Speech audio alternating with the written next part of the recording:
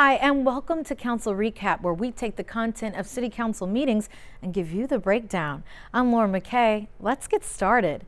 Well, there were no presentations this week, but there were a couple resolutions on the list. First, the state of California requires local agencies to report any plans to use unspent fee revenue every 5 years. So Resolution 8176, Council approved that report to be sent to the state, covering the years from 2010 to 2015.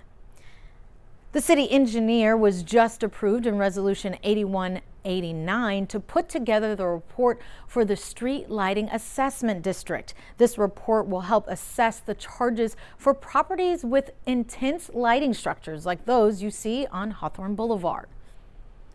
As Resolution 8190 got the green light for the weed abatement assessment levy, there will be a public hearing on the topic on June 9th, 2020 at 6 p.m. and we will continue to bring you more info on that.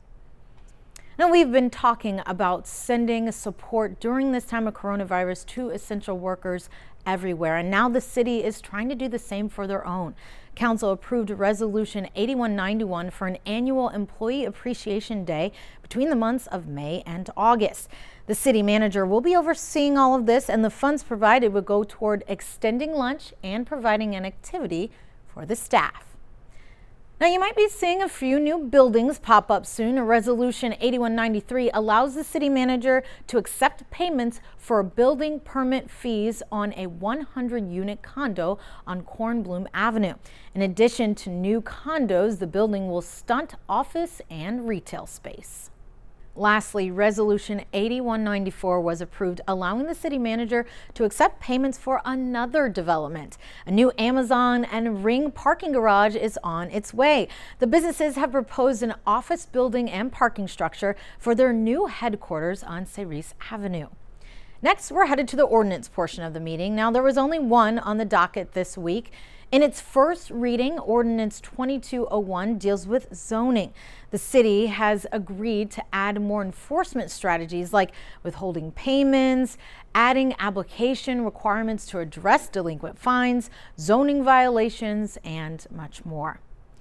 Moving on to the city manager's consent calendar. Now, we all know the 4th of July is right around the corner, and with that in mind, Council approved several groups like the Wounded Heroes, American Legion, and more to have safe and sane firework booths on street corners before and during the holiday season, but that is based on COVID-19 requirements.